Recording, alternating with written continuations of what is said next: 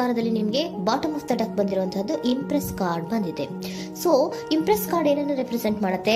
ಕೆಲವೊಂದು ರೀತಿಯ ನಿಮ್ಮ ಲವ್ ಲೈಫಿನ ವಿಚಾರದಲ್ಲಿ ಶಾಂತವಾಗಿರ್ಬೇಕು, ಸಮಾಧಾನವಾಗಿರ್ಬೇಕು, ಒಂದು ಪ್ರೀತಿ ಇರಬೇಕು ಅನ್ನುವಂತಹದ್ದು, ಮತ್ತೆ ಒಂದು ಸ್ಟೇಬಲ್ ಆಗಿರ್ಬೇಕು ಅನ್ನುವಂತಹ ರೀತಿಯಲ್ಲಿ ನೀವು ಆಲೋಚನೆಯನ್ನು ಮಾಡ್ತಾ ಇರುವಂತಹದ್ದು ಬಾಟಮ್ ಆಫ್ ದ ಡೆಕ್ ಅಲ್ಲಿ ರೆಪ್ರೆಸೆಂಟ್ ಆಗ್ತದೆ. ಲೈಫಿನ ವಿಚಾರದಲ್ಲಿ ನೀವು ಪಾಸ್ಟಿನಲ್ಲಿ ಕೆಲವೊಂದು ರೀತಿಯ ಕೆಲವೊಬ್ಬರಿಗೆ ಸೋಲ್ಮೇಟ್ ಕನೆಕ್ಷನ್ ಅನ್ನ ರೆಪ್ರೆಸೆಂಟ್ ಮಾಡ್ತಾ ಇದೆ ಕೆಲವೊಬ್ಬರಿಗೆ. ಓಕೆನಾ? ನಿಮ್ಮ ಪ್ರೀತಿಯಲ್ಲಿ ಒಂದು ರೀತಿಯ ಬಾಂಡೇಜ್ ಇರುವಂತಹದ್ದು ರೆಪ್ರೆಸೆಂಟ್ ಆಗ್ತಾ ಇದೆ. ಹಾರ್ಮೋನಿಗಳು ಇರುವಂತಹದ್ದು ರೆಪ್ರೆಸೆಂಟ್ ಆಗ್ತದೆ ಕೆಲವೊಬ್ಬರಿಗೆ. ಓಕೆನಾ?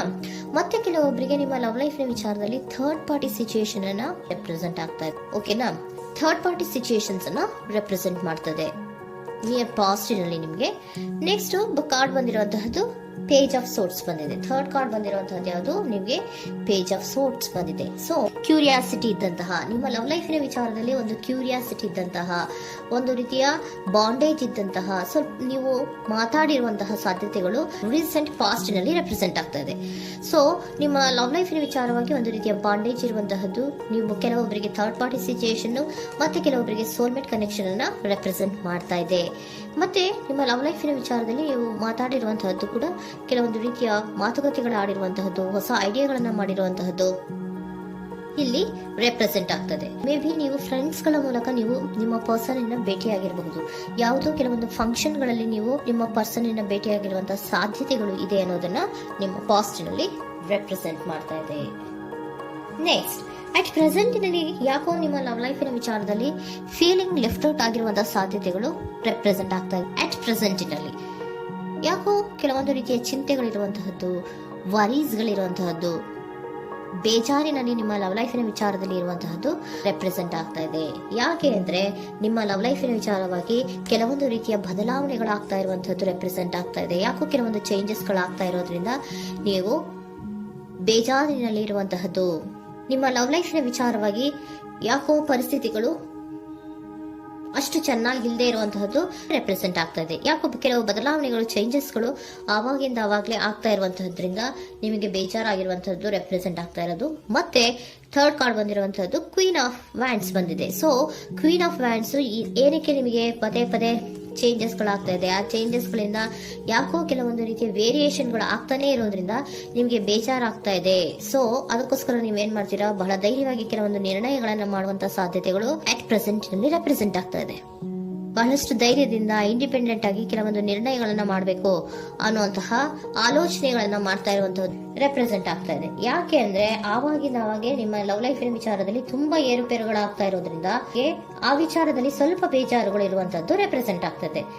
ಇನ್ ಇಮಿಡಿಯೇಟ್ ಫ್ಯೂಚರಿನಲ್ಲಿ ಯಾಕೋ ನೀವು ಕೆಲವೊಂದು ವಿಚಾರಗಳಲ್ಲಿ ನೋಡಿ ಆತಂಕ ಪಡ್ತಾ ಇರುವಂತಹ, ಎಗೇನ್ ಬೇಜಾರನ್ನ ಪಡ್ತಾ ಇರುವಂತಹದ್ದು, ನಿದ್ರಾಹೀನತೆಯನ್ನ ಮಾಡ್ಕೋತಾ ಇರುವಂತಹದ್ದು, ಸ್ಟ್ರೆಸ್ಸಿನಲ್ಲಿ ಇರುವಂತಹದ್ದು ರೆಪ್ರೆಸೆಂಟ್ ಆಗ್ತಾ ಇದೆ. ಕೆಲವೊಂದು ನಿರ್ಣಯಗಳನ್ನು ತಗೊಳ್ಳುವಂತಹ ಸ್ಟ್ರೆಸ್ಗಳಲ್ಲಿ ಇರುವಂತಹದ್ದು ಕೆಲವೊಬ್ಬರಿಗೆ ಯಾಕೋ ಇಮಿಡಿಯೇಟ್ ಫ್ಯೂಚರ್ ನಲ್ಲಿ ಕೂಡ ರೆಪ್ರೆಸೆಂಟ್ ಆಗ್ತಾ ಇದೆ. ಆದ್ರೆ ಫ್ಯೂಚರ್ ನಲ್ಲಿ ನೀವು ಏನ್ ಮಾಡ್ಬೇಕಾಗಿತ್ತು? ಸೊ ಕ್ವಿಕ್ ಥಿಂಕಿಂಗ್ ಅನ್ನ ಮಾಡ್ಬೇಕಾಗಿತ್ತು. ಕೆಲವು ವಿಚಾರಗಳ ಬಗ್ಗೆ ನೀವು ಫೋಕಸ್ ಅನ್ನ ಮಾಡ್ಬೇಕಾಗಿತ್ತು. ಏನಾಗ್ತಾ ಇದೆ ನಮ್ಮ ಲವ್ ಲೈಫಿನ ವಿಚಾರದಲ್ಲಿ ಅನ್ನೋದನ್ನ ಫೋಕಸ್ ಅನ್ನ ಮಾಡಿದ್ರೆ ನಿಮ್ಮ ಲವ್ ಲೈಫಿನ ವಿಚಾರದಲ್ಲಿ ಕೆಲವೊಂದು ರೀತಿಯ ಫುಲ್ಫಿಲ್ಮೆಂಟ್ಗಳು, ಸಮಾಧಾನಗಳು, ಖುಷಿಗಳು ಇರುತ್ತೆ. ಯಾವಾಗ ನೀವು ಫೋಕಸ್ ಅನ್ನ ಮಾಡೋದಿಲ್ವೋ ಆಗ ನಿಮ್ಗೆ ಮತ್ತಷ್ಟು ಆತಂಕಗಳು, ಬೇಜಾರುಗಳು ಆಗುವಂತ ಸಾಧ್ಯತೆಗಳು ಇದೆ. ಇದು king of swords, nine of swords ಇನ್ನ ಕ್ಲಾರಿಫಿಕೇಶನ್ ಕಾರ್ಡ್ ಅಷ್ಟೇ. ಅಂದ್ರೆ ಏನು? ನೀವು ಕೆಲವೊಂದು ವಿಚಾರಗಳಲ್ಲಿ ಫೋಕಸ್ ಅನ್ನ ಮಾಡಬೇಕು. ಲವ್ ಲೈಫಿನ ವಿಚಾರಗಳಲ್ಲಿ ಫೋಕಸ್ ಅನ್ನ ಮಾಡಿ ಕೆಲವೊಂದು ರೀತಿಯ ಆಕ್ಷನ್ಸ್ ಗಳನ್ನ ತಗೊಂಡ್ರೆ ಫುಲ್ಫಿಲ್ಮೆಂಟ್ ಗಳಾಗುವಂತಹ, ಸಮಾಧಾನಗಳಾಗುವಂತಹ, ಖುಷಿಗಳಾಗುವಂತಹ ಸಾಧ್ಯತೆಗಳು ಇದೆ. ಕರೆಕ್ಟ್ ಆಗಿ ಮಾತಾಡಬೇಕು. ಏನ್ ಮಾತಾಡಬೇಕು ನಿಮ್ಮ ಲವ್ ಲೈಫಿನ ವಿಚಾರವಾಗಿ ಕರೆಕ್ಟ್ ಆಗಿ ಮಾತಾಡಿ ಕೆಲವೊಂದು ರೀತಿಯ ಕ್ಲಿಯರ್ ಥಿಂಕಿಂಗ್ ಅನ್ನ ಮಾಡಿ ಕ್ವಿಕ್ ಆಕ್ಷನ್ಸ್ ಅನ್ನ ತಗೊಳ್ಳುವಂತಹದ್ದು ರೆಪ್ರೆಸೆಂಟ್ ಆಗ್ತಾ ಇದೆ. ಓಕೆನಾ? ಇದಿಷ್ಟು ನಿಮ್ಮ ಕಾರ್ಡ್ಸ್ನ ರೀಡಿಂಗು. ನೆಕ್ಸ್ಟ್, ಏಂಜಲ್ ಗೈಡೆನ್ಸ್ ನಿಮ್ಗೆ ಏನ್ ಹೇಳ್ತಾ ಇದ್ದಾರೆ ಅನ್ನೋದನ್ನ ನೋಡೋಣ. ನಿಮ್ಮ ಲವ್ ಲೈಫಿನ ವಿಚಾರವಾಗಿ ಏಂಜಲ್ ಗೈಡೆನ್ಸ್ ಏನ್ ಕೊಡ್ತಾ ಇದ್ದಾರೆ? ವೇಟ್ ಅಂತ ಹೇಳ್ತಾ ಇದ್ದಾರೆ. ಸ್ವಲ್ಪ ತಾಳ್ಮೆಯಿಂದ ಇರೋ.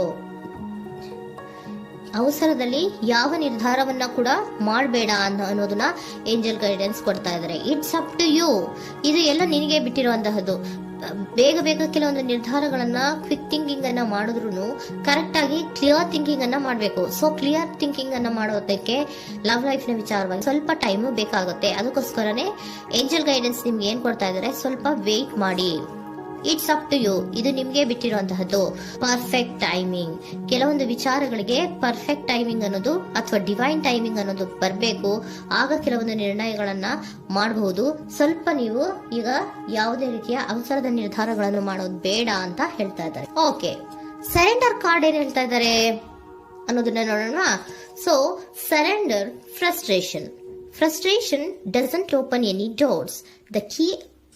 The key to resolving a dilemma, dissolving a block, is to take a breath, center yourself and regroup so may approach the situation more calmly.